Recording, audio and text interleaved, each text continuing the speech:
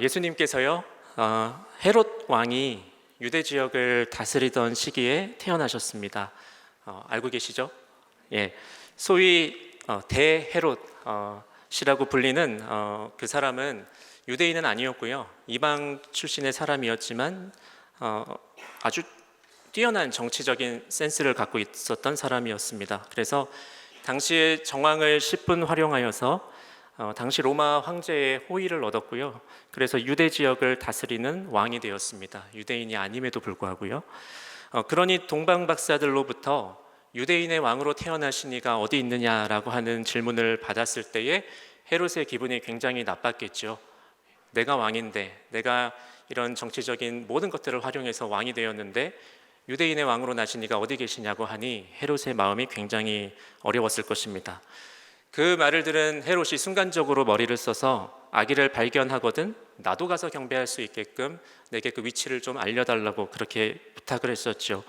하지만 꿈에 헤롯에게로 돌아가지 말라는 지시를 받은 박사들은 헤롯에게 돌아가지 않았습니다. 그러고 나서 헤롯에게 속은 것을 알게 된 헤롯이요, 굉장히 분노하였고 소위 베들레헴 학살이라고 하는 일이 일어났습니다. 베들레헴과 그 주변에 있는 마을들에서 태어난 2살 아래의 사내 아이들은 그날 모두 다 목숨을 잃었습니다. 예수님께서는 분명히 베들레헴 조그마한 마국간에 조용히 오셨습니다만 유대인의 왕이 이렇게 요동했던 것을 보면 예수님의 오심은 곧 한 개인의 오심뿐만이 아니라 새로운 한 나라가 왔던 사건이었습니다. 이렇듯 예수님의 출생은 시작부터 새로운 기대를 주기에 충분했던 그런 사건이었습니다. 특별히 로마의 식민지 하에 있었던 유대인들에게는 예수님의 그 탄생은 새로운 미래를 열어줄 아주 부푼 기대를 안게 했습니다. 메시아였습니다. 그리고 실제로 예수님께서는 하나님 나라에 대해서 자주 말씀하셨습니다. 그 나라에 대해서 말씀하셨습니다. 그리고 그에 걸맞는 놀라운 기적들도 여러 베푸셨습니다. 그럴수록 예수님을 향한 사람들의 기대가 높아지지 않았겠습니까? 그럴수록 예수님의 제자들도 새로운 나라에서 나는 어떤 자리를 차지할 수 있을까? 이런 기대가 내심 가득했었을 것입니다. 그런데 시간이 지날수록 상황이 다르게 흘러갔습니다. 예수님은 왕의 자리에는 관심이 없는 것처럼 보이셨고요, 심지어 자신이 곧 잡히고 죽을 것이라는 말씀도 많이 하셨습니다. 그 중에 누구보다도 큰 기대감을 갖고 있었던 한 사람이 있었습니다. 우리가 잘 알고 있는 세례 요한이라고 하는 사람입니다. 뱃속에서부터 저쪽 뱃속에 있는 예수님을 만났던 그런 사람이었습니다.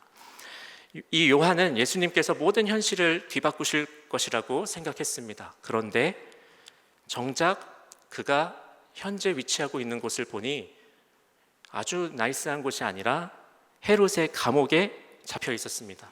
눈앞에 철창과 손발을 묶고 있는 이 착고를 보자 의구심이 더 커지기 시작했습니다. 분명히 새로운 나라가 올 것이라고 생각했는데 상황은 거꾸로 흘러갔습니다. 그래서 요한이 예수님에게 제자들을 보냈습니다. 그래서 이렇게 물었습니다. 당신이 오실 그분이십니까? 아니면 다른 분을 또 기다려야 합니까? 이렇게 물었습니다. 그 질문은 굉장히 큰 기대를 안고 있었던 질문이었고 내심 큰 실망감을 안고 있는 질문이기도 했습니다.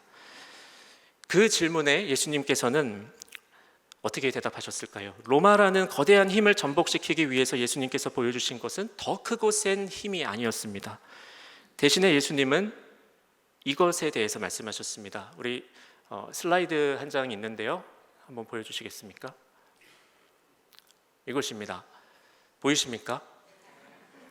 보이세요? 시력이 굉장히 좋으시네요. 네, 보여요? 뭐죠? 씨앗입니다. 네. 다음 슬라이드 보여주시겠습니까? 예, 굉장히 좀 크게 보이지만 굉장히 작은 씨앗입니다. 사람들의 거대한 기대와는 도무지 어울리지 않는 아주 작은, 눈에 보이지도 않는 씨앗 이야기만 하셨습니다. 마태복음, 마가복음, 누가복음 모두 세례 요한의 질문 이후에 예수님께서 들려주신 씨앗 비유들을 담고 있습니다. 다 들어 있습니다. 그 세 복음서에 네 가지 땅에 떨어진 씨 비유, 그리고 우리도 모르게 자라나는 씨 비유, 그리고 오늘 읽은 겨자씨 비유, 이렇게 세 가지입니다. 이 세 비유를 말씀하실 때마다 예수님은 이렇게 시작하셨습니다. 하나님 나라는 이와 같으니, 혹은 하나님 나라를 어떻게 비교하며 또 어떤 비유를 쓸까, 이렇게 얘기하셨습니다. 예수님은요, 광야에서 줄이셨을 때에 사탄이 제안했던 빠르고 쉽고 큰 그런 솔루션이 아니라 눈에 보이지 않을 만큼 작고 언제 자라는지도 모르게 느리고 손도 많이 가는 아주 귀찮고 어려운 방법으로 그렇게 사셨고 또 우리에게 가르쳐 주셨습니다. 오늘 우리는요, 교회학교 선생님으로 이 자리에 이렇게 모여 계십니다. 서로를 격려하고 축복하기 위해서 이 자리에 함께 모였습니다. 우리가 이렇게 모인 이유는요, 특별히 교사의 일이 그 어떤 일보다 중요함에도 불구하고 많은 경우에 작은 씨앗 한 알처럼 간과되거나 잊혀지기 쉽기 때문입니다. 물론 하나님 앞에서 우리가 겸손하게 우리의 이름을 내지 않고 일하는 것도 중요하지만 함께 이 사역을 해나가는 교회학교 선생님들은 마땅히 격려받아야 하고 그리고 감사와 존경을 받아야 한다고 생각합니다. 우리 선생님들 위해서 다시 한번 박수 한번 쳐주시면 좋겠습니다.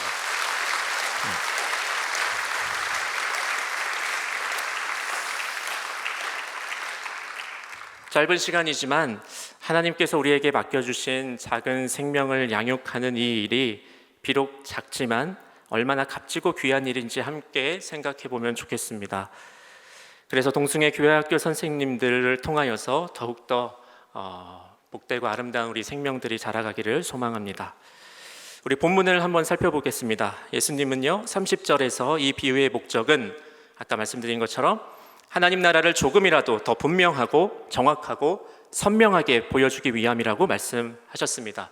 그 다음에 31절을 말씀하시는데요, 우리 함께 한 목소리로 다시 한번 읽겠습니다. 겨자씨 한 알과 같으니 땅에 심길 때에는 땅 위의 모든 씨보다 작은 것이로되. 아멘. 하나님 나라를 일구어가는 교사의 일이 먼저 작은 일에서부터 시작된다는 것을 예수님께서는 우리에게 말씀해 주십니다. 예수님은 하나님 나라가 겨자씨와 같다라고 말씀하셨을까요? 안 하셨을까요? 방금 다시 한번 보십시오. 예수님은 하나님 나라는 겨자씨와 같다고 하지 않으셨고요, 겨자씨 한 알과 같다라고 하셨습니다. 겨자씨도 작지만 이 땅 위에서 가장 작은 씨앗 중에 하나, 그 씨앗과 같다고 하셨습니다.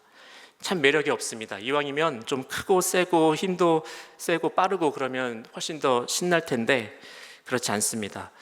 우리 젊은 친구들이 많이 보는 액션 영화에서도 이왕이면 헐크처럼 힘도 세고 큰 캐릭터가 나오면 막 신이 나고 그렇습니다. 그런데 예수님이 말씀하시는 하나님 나라의 일은 작디 작은 겨자씨입니다. 그리고 그것도 겨자씨 한 알입니다.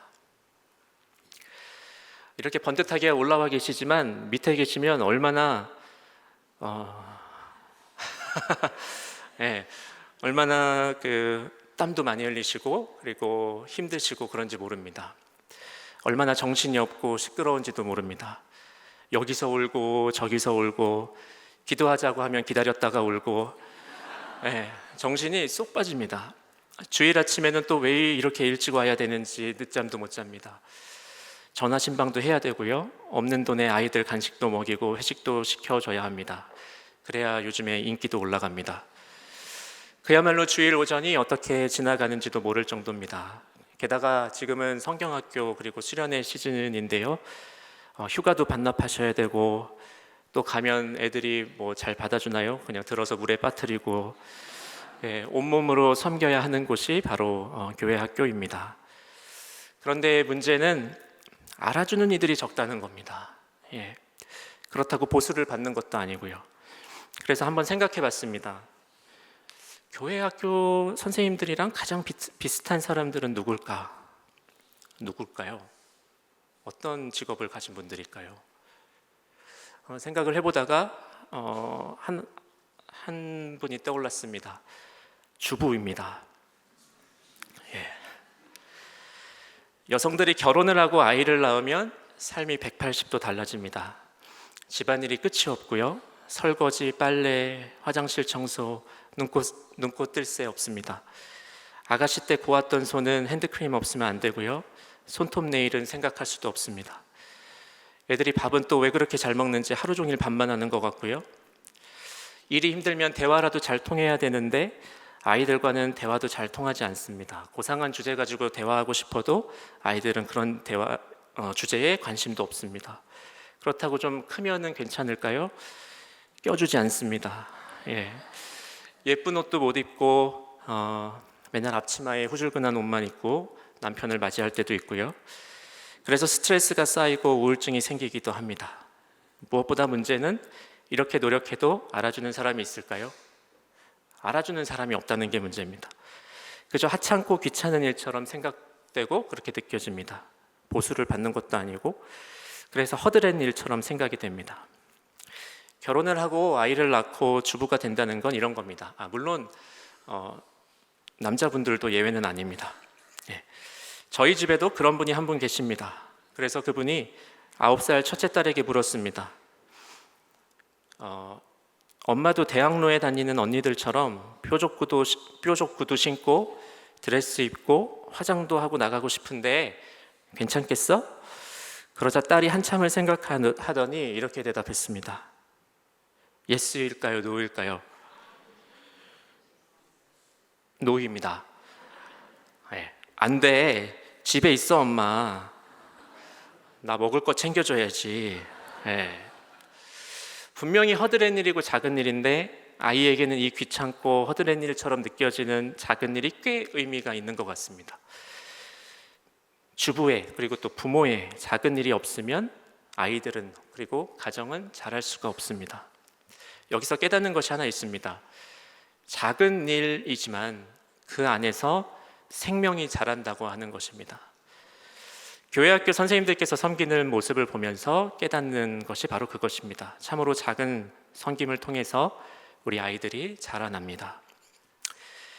영화부의 한 선생님은요, 매주일 아침 제일 먼저 영화부실에 오십니다. 그리고 혼자 맨 뒤에서 그날 아이들에게 나누어줄 간식을 씻고 준비하십니다. 그리고 쟁반에 담아서 이렇게 아이들에게 나눠줄 준비를 하십니다. 그리고 그 일을 하시는데 묵묵하게 하시면서 매주 밝게 웃으시면서 준비하십니다. 이 작은 일을 통해서 우리 아이들의 몸이 건강하게 자랄 줄로 믿습니다. 유치부의 한 선생님은요, 주전자에다가 물을 담아서 저 뒤에 서 계십니다. 그러면 찬양 연습을 마치고 목이 마른 우리 유치부 성가대 친구들이요, 쪼르르 달려와서 일렬로 줄을 쭉 섭니다. 그리고 참새처럼 입을 쫙 벌립니다. 선생님은요, 마치 어미 참새처럼 아이들의 입에다가 기가 막히게 물을 따라주십니다. 그러면 아이들이 또 힘을 내고 돌아가서 큰 목소리로 예배 시간에 하나님을 찬양합니다. 얼마 전에는 대상포진에 걸리셔서 고생하시면서도 이 일이 본인의 일이라고 말씀하시면서 물이 든 주전자를 들고 아이들을 기다리시는 선생님이십니다. 이 선생님을 통해서 우리 예수님의 생명수의 은혜가 유치부 아이들의 심령에 넘쳐날 줄로 믿습니다. 오늘 아침에요, 그 일을 다른 선생님이 하시겠다고 한번 했다가요, 이거 못 하시더라고요. 그래서 아이의 옷에다가 다 흘리셨습니다. 다 자기에게 맡겨진 그 사명이 있는 것 같습니다. 물 따르는 거 이거 굉장히 어려운 겁니다. 어린이부의 한 선생님은 빈손으로 오시는 법이 없습니다. 항상 조금이라도 맛있는 과자를 준비해서 오십니다. 그리고 그것으로 아이들을 또 칭찬해 주십니다. 보면 아이들이 선생님을 기다리는 건지 맛있는 과자를 기다리는 것인지 솔직히 좀 헷갈리기는 합니다. 하지만 아이들이 분명한 건 선생님을 애타게 기다립니다.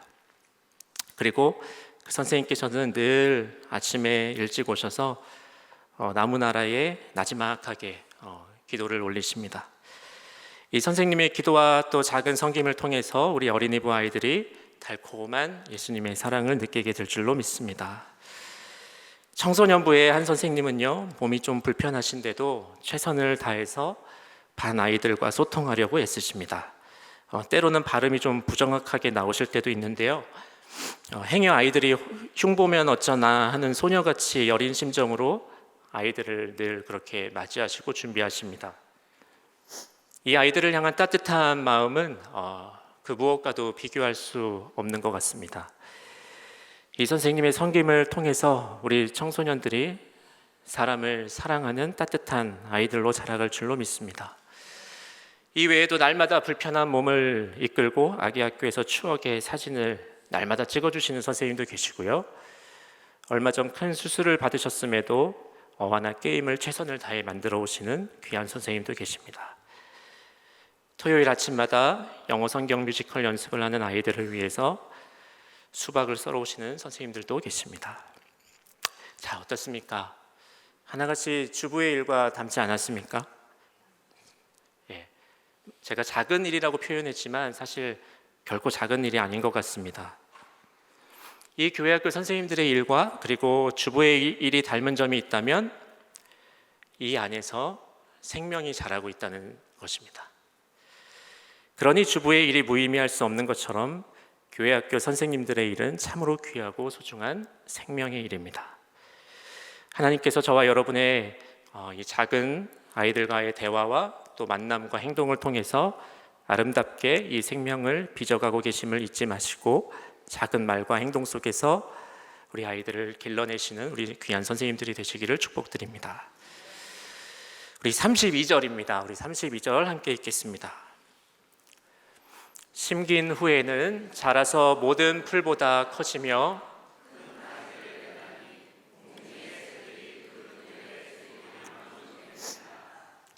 아멘. 예수님의 겨자씨 하나의 비유는요, 작은 씨앗 하나로 시작해서 놀랍도록 크게 자라난 나무로 마칩니다. 이 말씀을 통해서 두 가지 정도를 생각해 볼 수 있겠습니다. 먼저 첫째는 교사로서 우리가 눈여겨봐야 할 것이 무엇인가 라고 하는 것입니다. 유명한 목사님이시죠. 찰스 스펄전 목사님이라고 계시죠. 이 목사님께서 이 비유를 가지고 설교문을 쭉 쓰셨습니다. 제가 그 설교문을 한번 쭉 읽어봤는데요, 그 한 부분에 이런 내용이 있었습니다. 왜 예수님께서는 겨자씨 하나를 선택하셨을까? 이렇게 질문을 시작합니다. 그리고 이렇게 대답합니다. 내 생각에 예수님께서 이 비유에서 겨자씨를 선택하신 것은 그 결과가 위대했기 때문이 아닙니다. 왜냐하면 결과로 놓고 보면 단풍나무나 삼나무의 결과가 겨자씨 나무보다 훨씬 더 크기 때문입니다. 그러니 만약 결과 때문이라면 예수님은 겨자씨가 아니라 단풍나무 씨앗이나 삼나무의 씨앗을 선택하셔야 맞았습니다. 내 생각에 예수님께서 굳이 겨자씨를 선택하신 이유가 있다면 그 결과가 씨앗의 작은 크기와 비교하였을 때 위대했기 때문입니다. 이렇게 이야기했습니다. 교사로서 우리는 아이들과 학생들의 무엇을 눈여겨봐야 할까요? 이런 질문을 함께 나누고 싶습니다. 어쩌면 우리는 태어날 때부터 품종이 좋은 씨앗에 더 관심이 갈 수 있을지 모르겠습니다. 좀 더 괜찮아 보이는 그런 씨앗과 같은 아이들과 학생들에게 관심을 갖습니다. 그래서 그런 아이들에게 우수상도 주고요, 최우수상도 줍니다. 그런데 재미있는 것은 받는 애가 그걸 늘 받더라고요. 그런데 그렇다면 교사로서 우리는 우수 품종 그리고 최우수 품종에만 관심을 갖는 것이 맞을까요? 이런 질문을 한번 해보는 겁니다. 아마 영화부 같은데요, 영화부에서 연말에 시상을 할 때 이렇게 시상을 한다고 합니다. 가장 뛰어난 아이가 아니라 가장 괄목할 만한 성장을 한 아이에게 시상을 합니다. 처음부터 잘하고 더 잘하는 아이들만 시상하는 것이 아니라 오랜 시간 동안 유심히 관찰해보고 이 부분에 있어서 이렇게 성장한 아이에게 그 성장의 노력과 결과에 축하를 해주는 것입니다. 교사로서 아이들의 결과도 중요하지만 그 성장의 과정을 눈여겨보실 수 있는 저와 또 선생님들이 되시기를 축복드립니다. 지난 봄 교사 세미나 때 강사로 오셨던 한 작가님이 계십니다. 그 작가님께서 얼마 전에 SNS에다가 이런 짧은 한 문장을 남겼는데요, 읽다가 참 좋은 것 같아서 함께 나눕니다. 우리 함께 읽어보실까요? 함께 읽겠습니다. 시작. 아이들은 기대한 만큼 변하지는 않아도 기다린 만큼은 자라요. 자라지 않아도 자라는데 자라는 것만 바라면 자라는 걸 못 보잖아요. 무슨 말씀인지 알겠습니까? 이렇게 한글인데 이렇게 어려워 보이죠? 다시 읽어드릴게요. 아이들은 기대한 만큼 변하지는 않지만 기다린 만큼은 자랍니다. 자라지 않아도 자라는데 자라는 것만 바라면 자라는 걸 못 보잖아요. 역시 작가님이라서 굉장히 잘 이렇게 했네요. 교회학교 선생님으로서 우리 아이들이 잘하는 것이 아니라 잘하는 것을 발견하는 기쁨이 가득하시기를 축복드립니다. 두 번째로 생각해 볼 수 있는 것은 우리가 아이들에게 심는 복음의 씨앗의 비밀입니다. 본문 32절은 이렇게 시작합니다. 심긴 후에는 자라서. 교회학교 선생님이 누구입니까? 아이들의 마음밭에다가 무슨 씨앗을 심습니까? 복음이라고 하는 예수 그리스도라는 그 씨앗을 심는 사람들입니다. 다른 게 아니라 복음의 씨앗을 심습니다. 그런데 그 복음의 씨앗은 그렇게 화려하고 멋진 것은 아닙니다. 그냥 예수님입니다. 때로는 좀 물론 잘 전하고 싶은 그런 노력들이 필요하지만요, 그렇게 세상에서 이목을 끌만한 그런 내용이 아닙니다. 예수님이 태어나셨고 이 땅에 오셨고 사셨고 그리고 죽으셨고 부활하셨고 다시 오실 거야 라고 하는 굉장히 간단한 이야기입니다. 어렵게 전할 내용도 아닙니다. 되게 크고 그런 멋있는 것이 아니라 그냥 작은 이야기입니다. 저 베들레헴 조용한 마구간에서 일어났던 이야기입니다. 그런데 바로 그분을 가리키는 겁니다. 그 아이들에게 그분을 가리킬 때 그 작은 씨앗이 자라서 열매를 맺을 줄로 믿습니다. 예수님의 비유에 따르면 우리의 작은 가르침은 놀라운 결과를 가지고 옵니다. 그저 예수님에 대해서 전했을 뿐인데, 예수님이 너를 사랑하셔, 너를 위해서 십자가에 죽으시고 다시 사셨어, 그리고 너를 위한 계획을 갖고 계시고 다시 오셔서 우리를 만나 주실 거야. 이렇게 간단한 메시지이지만 이것이 생명이 있기에 자라서 열매를 맺는 것입니다. 어쩌면 그 아이는, 그 인생은 자기 자신만을 위해서 살았을지도 모릅니다. 그런데 그 작은 씨앗, 우리가 눈에 보이지도 않는 그 씨앗 하나를 심고 심기었을 때에 우리 이 아이들이 다른 이들까지도 유익하게 하는 멋진 인생을 살게 될 줄 누가 알겠습니까? 오늘 이 비유처럼 그 가지가 나고 나무가 되어서 수많은 벗들과 같은 새들이 깃들여 살 수 있는, 쉼을 얻을 수 있는 인생이 되기를 축복드립니다. 오늘 우리가 하는 작은 섬김 참으로 값지고 소중하지 않을 수가 없습니다. 이제 말씀을 마무리합니다. 오늘 우리는 교사주일을 맞이하며 하나님 앞에 헌신하는 자리에 함께 모여 있습니다. 오늘 우리는 예수님께서 하나님 나라의 비밀이라며 알려주신 겨자씨 비유에 대해서 함께 생각해 보았습니다. 세상에서 가장 작은 겨자씨, 그것도 딱 한 알 안에 생명이 있는 것처럼 때로는 허드렛 일처럼 아무도 알아주지 않는 작은 일 같은 교회학교 선생님으로서의 그 섬김 속에 천하보다도 귀한 생명이 자라고 있음을 늘 기억하는 우리 선생님들이 되시기를 축복합니다. 또한 교회학교 교사로서 처음부터 훌륭한 아이들의 편향된 눈길을 주기보다 조금씩 성장해가는 과정과 노력을 볼 수 있는 기쁨이 여러분에게 있기를 축복드립니다. 그리고 비록 우리가 전하고 가르치는 복음이 보잘것없어 보여도 이 복음이야말로 아이들의 삶을 복되게 하는 힘이 있는 바로 복음임을 믿는 마음으로 가르치시는 우리 선생님들이 되시기를 주님의 이름으로 축복드립니다. 마지막으로 이렇게 알아주지도 않는 작은 일을 수년, 수십 년 동안 해오신 우리 귀한 분들이 계십니다. 우리 잠시 후에 그분들을 향하여서 감사의 마음을 표시할 텐데요. 이분들이 어떻게 이렇게 오랜 시간 동안 교회학교 선생님으로 섬기실 수 있었을까 궁금하지 않으십니까? 궁금하신 분들은 개인적으로 이따가 상품 받으신 분들한테 물어보시고요. 제가 여러 가지 이유가 있겠지만 선생님들과 만나면서 혹은 면담을 하면서 가장 많이 들었던 말에 그 비결이 있지 않을까 싶어서 그 비결을 함께 나눕니다. 되게 짧은 한 문장인데 이 말을 하신 분들이 제일 많았습니다. 네, 보여주시겠습니까? 네, 함께 읽어볼까요? 아이들을 보면 또 한 주를 살아갈 힘을 얻습니다. 기도하겠습니다. 하나님 아버지, 오늘 하나님께서 부르신 우리 귀한 교회학교 선생님들 하나님 앞에 헌신합니다. 하나님, 이들의 작은 섬김을 통하여서 이 땅 위에 하나님의 아름다운 생명들이 열매 맺고 꽃 피워줄 수 있도록 하나님이 귀한 섬김을 사용하여 주시고, 우리 선생님들이 먼저 예수님을 닮고 예수님 닮은 선생님들을 통하여 우리 아이들이 예수님을 닮아가는 귀한 은혜가 있게 하여 주시옵소서. 감사드리며 우리 구주 예수님의 이름으로 기도드립니다. 아멘.